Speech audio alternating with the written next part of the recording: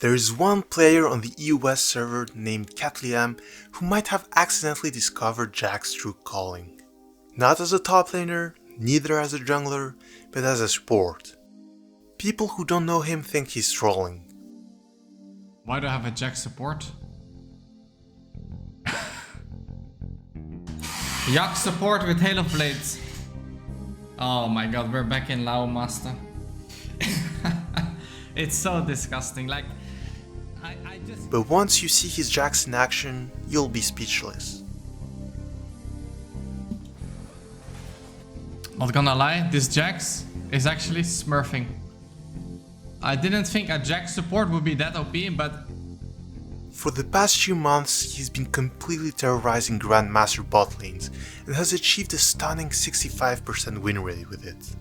He shows that Jax Support can be one of the most oppressive and snowballing picks out there. So let's break down how does his Jax Support work, the build, the playstyle, and how he's been stomping Grandmaster lobbies with it. Honestly, we don't know much about this Jax player. He's not a pro, not a streamer, and has almost zero online presence. The only clue that led me to him was the Jax leaderboards on the US server. There I noticed 4 different players near the top that were following the same patterns. They all mained Jax top and all liked to play some Jax Support from time to time. At first I didn't think much of it, but then I realized something. These 4 accounts belong to the same person. Why? Firstly, none of them were playing at the same time. Secondly, they were all testing out the exact same off-meta Jax Support build. This couldn't be a coincidence anymore. We had found our man. So whether you want to call him KatliaM, Usama Mar, Mike Tyzoon, or Yuri Boyka, it doesn't matter, because there's one thing to know about him. This guy is an absolute beast on Jax. Now sure, he's the number 2 Jax on the entire US server. Yes, instead of going Jax top, he sometimes likes to play Hail of Blades Jax Support, so what? Does he play it when he's bored or autofilled? Hard to say, but one thing is sure. Whenever he unleashes his Jax on the bot lane, it's a complete destruction. Looking at his match history, you'd think he's smurfing in low elo. But no, he's doing this in Grandmaster against pro level players. And yeah, I know what you're thinking, this doesn't prove anything. The guy is just cracked on Jax and he could make this champion work anywhere. And that's a fair point. But if you take a look at his highest account, you can notice something funny. In the past few months, he has a higher win rate on Jax Support than on Jax top. That's right, one of the best Jax one tricks is more successful playing him as a support than in his natural lane. When you think about it, Jax kit isn't that bad for a support. He has engaged with his leap and stun, and he's surprisingly tanky thanks to his ult. But watching our Jax player in action shows that there's more to it. Suddenly, every part of Jax kit feels broken in the bot lane. Let's start with Jax's main engage tool, his Q, Leap Strike. At first it looks like a normal gap closer, but it already breaks a few rules.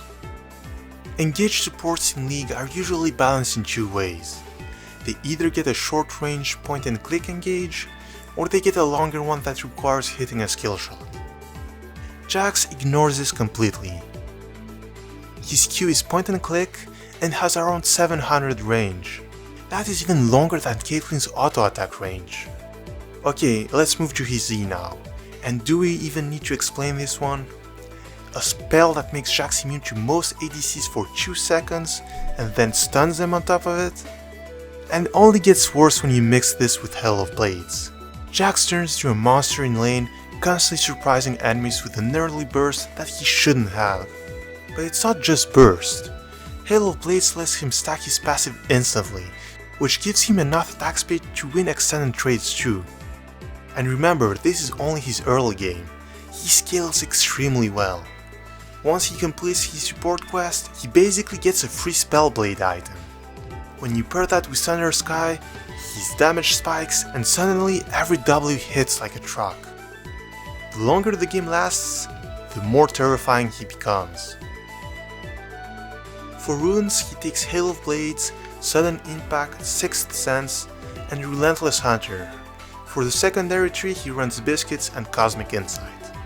Level 1, he usually starts Q, although he sometimes takes E against melee supports. He picks E at level 2 and then maxes W first, followed by E. In the early game, he plays safe on level 1. Once he hits level 2, he immediately looks for an engage. He aims for the ADC, but if he has a free engage on the support, he goes for it.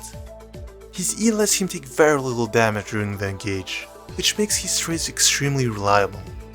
Against ranged bot lanes, he actually prefers getting pushed in, so he can force an extended fight. His gameplay is very simple. He waits for cooldowns to be used, or for opponents to miss position, then he goes in when his Hail of Blades and E are up. In terms of matchups, Jax performs very well into low mobility or short range ADCs. They cannot contest CS without risking an all-in. He also does well against engaged support who heavily rely on their auto attacks. He can block Leona's Q, Alistar's E, or Nautilus route and completely win the trade. He struggles more against mobile ADCs who can disengage his all-in. Ezreal is very hard to punish because he can buffer Jax's E, and Caitlyn can be annoying since she can always net away.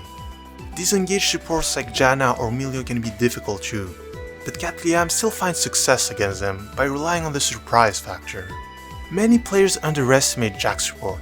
Even in Grandmaster, they waste their disengage tool and get punished immediately.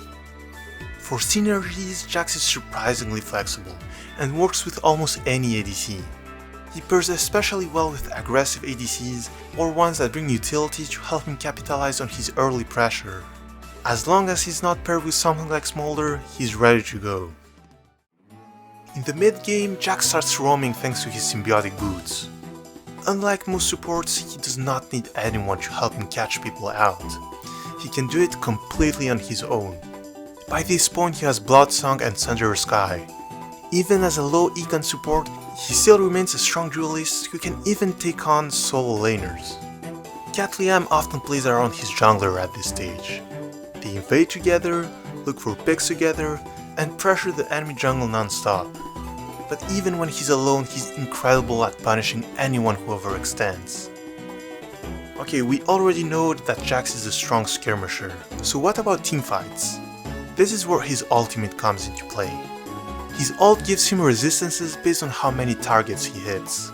If he manages to hit 3 people, he instantly goes from a squishy support to a frontline juggernaut.